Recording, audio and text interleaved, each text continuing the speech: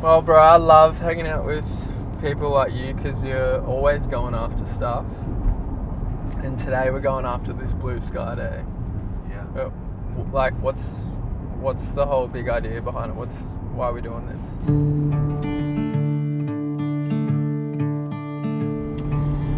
Man, this idea came years ago, early in the Thankyou journey. I actually met a business guy who had something like 30 companies in his portfolio, and he talked about every week he'd take one day, switch off all the emails, all the calls, and he'd get away for reflection, to dream. For him, it was a spiritual practice, time of prayer. And I used to think, like, that is crazy. Like, how could you justify the time? But quickly I discovered that there is this enemy that we are fighting in culture, which is hurry. It's rampant throughout kind of business and entrepreneurial circles, this idea of hustle and hurry. And I think it is the enemy of creativity and of health and of ultimately what it takes, not just to start something, but to sustain something.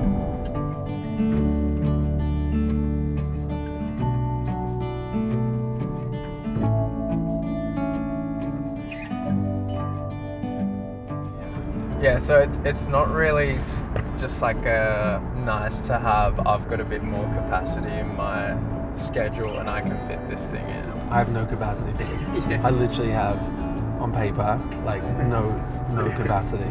This is so mission critical. Like, I've gone from like, this is a nice to have, to this is mission critical. And meetings we have and checking my emails or Slack, that's the nice to have. Probably my most protected day in the diary, or time in the diary, is blue sky. And I say protected because it feels like it's under attack from an enemy all the time. Like there's just not enough time in the week. Yeah. Even if you do 5 days work, there's still not enough time. If you do 6 days work, there's still not enough time. Yeah. If you do 7 days work, there's still not enough time. So how does that work? I think that's culture. That's the world we're living in. And I've gone through seasons where I haven't done it. I have just justified not investing the time here. And when I map back what are some of the hardest times for me personally on the journey, I can overlay it with the times I didn't create space to dream, to get above the problems, to think about our vision and our mission from a higher perspective. Yeah. Hi friends, we are, there it is there. Can you see that? Far away.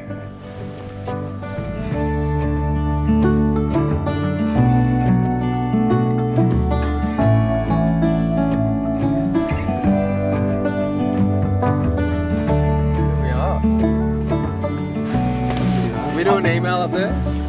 I usually take a notepad pen. I get away from the digital. No, that is it. Remove your jacket if it's raining. Yeah, what do you do if it's raining? So if Do it's you still go? Yeah, so if it's raining, it depends on the level.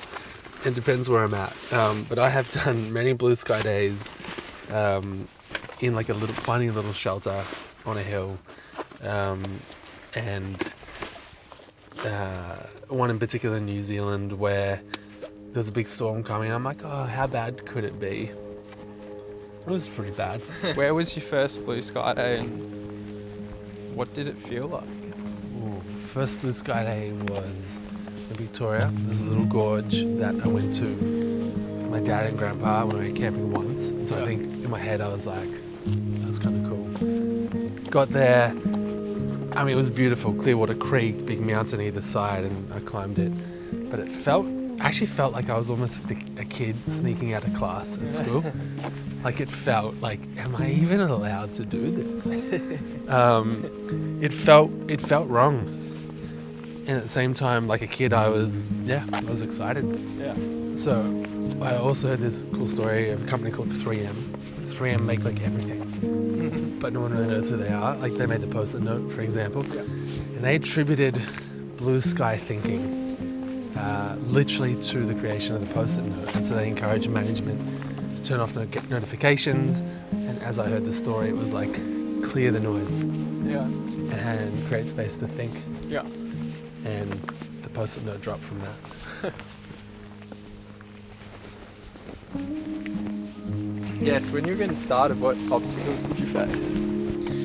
I mean, look, there's definitely time. This feeling of not being able to justify the time. Yeah. I feel like so much of where I get drawn in is urgent and important stuff. Yeah. This sits in the box of important but not urgent. Yeah. And so, finding the time, and then even once I've found it, it's the mind game of next week. Yeah. Like there's too much going on, or even that feeling of like, is it gonna be worth it? Yeah. Am I wasting time? Yeah. I'd say they're kind of the two main obstacles. Yeah. So why do you think we as a society find it so hard to do what we're doing today? To like slow down and just find space to dream? Man, I mean, I think we're at war with hurry, but we're addicted to it. Yeah. Like thinking about everything in society right now, even down to the algorithm. You stop, it's too easy to pull your phone out and just see what other people are doing, and kind of get these dopamine hits happening, and it's like everything in society right now is geared against what we're doing right now. Yeah. Good. Here we are, bro. Here we are. Is this the spot? One of a few. One of a few. Sick. What does having conviction on a decision or a direction, or like, what does that feel like? Like, when are you like, okay, like, I know? I couldn't say this is some magic pill. Come up here, make a decision, move on. Yeah. On rare occasion, maybe. I think for me, a decision, and particularly building a conviction on something, it's a process. I used to get really disappointed if I'd finish up a day and I didn't have the answer. You know, sometimes I journal. So I pull out pen and paper and I just journal. And I mean, if we read through the journal's notes, some days I'm writing like, I quit. Like, this is just too hard. You know, other days it's scribbling out an idea or a dream or a thought. Other days it might be restructuring something, or, you know, thinking about maybe a dysfunction in an area or a crossroads. It is nothing short of, at times, this faith journey, because it's not easy. It doesn't feel like, I got conviction, yep, we'll just do it now. Yeah. Often it's like a battle right to the end.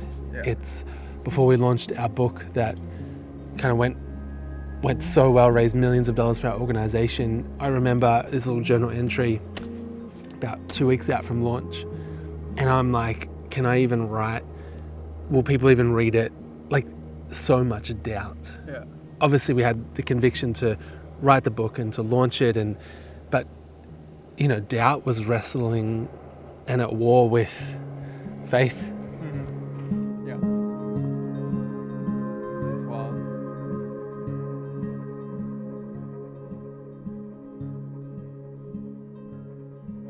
When you take this time out, do you notice any like physiological benefits or differences? Like, do you like observe things differently? Like, what do you notice when you're like up here? I think sometimes, like, Justine or I might come home and she'll be like, I can tell you've been on the mountain, you know? Yeah. I'm not always in ideas mode, like sometimes, but I mean, I love looking at mountains, lakes, rivers, ocean. It's amazing what happens when you create space. Like now in, 1 minute, we're almost trained to think, well, you could look at 50 pieces of content, maybe, maybe 30, and you can just get bam, bam, bam, bam, bam. But like something amazing happens when you pause, when you break that cycle. You might be just thinking about a view, And it's amazing what that does to the soul. Yeah. There's something so rejuvenating about it. Yeah. And I find it puts things in its right place. Like I feel like it's very easy to hero our work and its importance. And you know, we're all doing important things, but there's this whole world like going on around us, and I find when I take the time to like slow down and come out and experience like the grandeur of nature, my small part that I play in the world and the importance that I put on my work or the things that I have to get done in a day, like I just find just gets put into its proper place, and I just like settle, find peace, and I take the focus off me and I like look out here and realize I'm like part of a much bigger story. That's cool. Yeah. I came across this quote that I feel like just sums up what you do on these blue sky days so well. It's by this guy, Parker Palmer, and he talks about the soul being like a wild animal. He says the soul is like a wild animal, tough, resilient, savvy, self-sufficient, and yet exceedingly shy. If we want to see a wild animal, the last thing we should do is go crashing through the woods, shouting for the creature to come out. If we are willing to walk quietly into the woods and sit silently for an hour or two at the base of a tree, the creature we are waiting for may well emerge, and out of the corner of an eye we will catch a glimpse of the precious wildness we seek. What is it that you're seeking up here on these days? That's a cool quote. What am I seeking? Peace, clarity. To me, coming up here it's physical. For me personally, it's spiritual, it's countercultural. It's the opposite of probably what you should be doing. Yeah. You should just be go, go, go. Yeah. But I feel like I've sat at the base of many trees, and maybe at the cost sometimes of saying no to stuff or not being out there at everything. But for me, this is where the gold's being found.